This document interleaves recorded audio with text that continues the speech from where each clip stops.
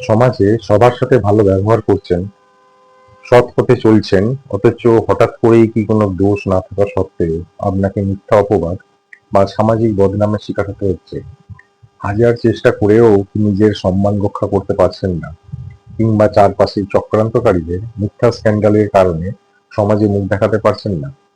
অনেক মানুষই বলেন যে তারা জীবনে কারোর কোনো ক্ষতি করেননি, কিন্তু হঠাৎ করেই কোনো এক মিথ্যা অপবাদে তাদের মান সম্মান এবং সামাজিক প্রতিষ্ঠা ধুলো মিশে গেছে।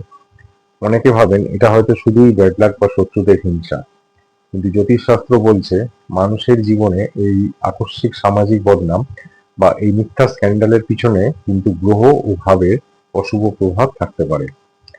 আজকের ভিডিওতে আমরা জানবো এর পেছনের জ্যোতিষীয় কারণ কি এবং এর থেকে মুক্তির সহজ ঘরোয়া ও রত্নভিত্তিক প্রতিকারগুলো কি কি। জ্যোতিষশাস্ত্র অনুযায়ী আমাদের জন্মকুণ্ডলীর দশম ভাব হলো মান সম্মান যশ ও সামাজিক প্রতিষ্ঠার প্রধান জায়গা, আর অষ্টম ও দ্বাদশ ভাব হলো গোপন চক্রান্ত, কেলেঙ্কারি বা স্ক্যান্ডেল এবং অপরাধের স্থান। এই ভাবগুলো পীড়িত হলে মানুষের সম্মানহানি হয়। এছাড়া যে গ্রহগুলো এর জন্য দায়ী সেগুলো হলো রবি। রবি হলো আমাদের সমাজে মান সম্মান, আত্মসম্মান এবং যশের প্রধান কারক গ্রহ। কুণ্ডলিতে রবি যদি অত্যন্ত দুর্বল, নিচস্থ বা রাহু কেতু দ্বারা গ্রাস হয়ে গ্রহণ দোষ তৈরি করে, তবে মানুষ হাজার ভালো কাজ করলেও সমাজে শুধু নিন্দাই কুড়োয় এবং অকারণ বদনামের শিকার হয়। রাহু রাহু হলো গুজব, মিথ্যা অপবাদ, ষড়যন্ত্র এবং আকস্মিক স্ক্যান্ডালের মূল কারক।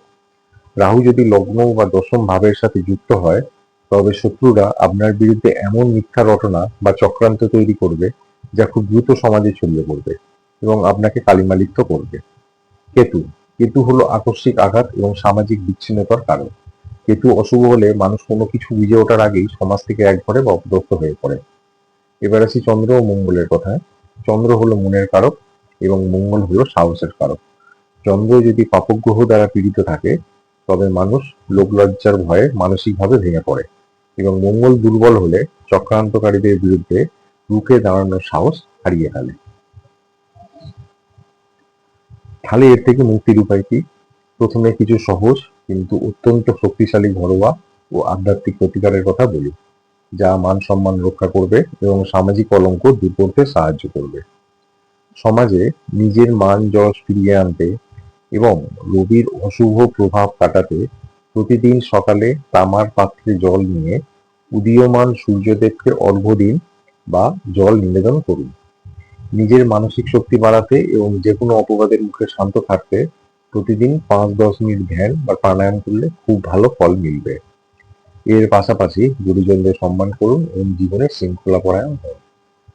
এখন বলি আপনাদের জ্যোতিষীয় রত্ন ও মূলের প্রতিকার সম্পর্কে। রবি ও মঙ্গলের শুভ শক্তি বাড়িয়ে মান সম্মান রক্ষা করতে এবং রাহুর কুৎসিত চক্রান্ত থেকে বাঁচতে কিছু বিশেষ রত্ন ও মূল ধারণ করা যায়। আপনি যদি আসল মহারত্ন ব্যবহার করতে চান, তবে রবির শুভত্ব ও যশের জন্য চিনি এবং মানসিক শক্তি ও শত্রু জয়ের জন্য মঙ্গলের রক্ত প্রবাল ধারণ করতে পারেন। যাদের বাজেট কিছুটা কম, তারা উপরত্ন হিসাবে চুনির বিকল্প লাল সিনেল বা লাল আকিক এবং প্রবালের বিকল্প কার্নেলিয়ান বা লাল আকিক ব্যবহার করতে পারেন।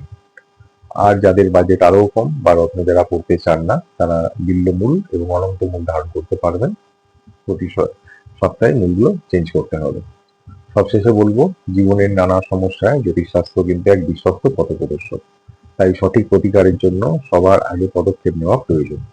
আর নিজের সামর্থ্য অনুযায়ী প্রতিকার করুন, অযথা বেশি খরচ করার দরকার নেই। আপনার জন্ম তারিখ, সঠিক জন্ম সময় এবং জন্মস্থান আমাদের হোয়াটসঅ্যাপে লিখে জানান, আর ঘরে বসেই জেনে নিন আপনার নির্দিষ্ট ও সঠিক প্রতিকারটি কি।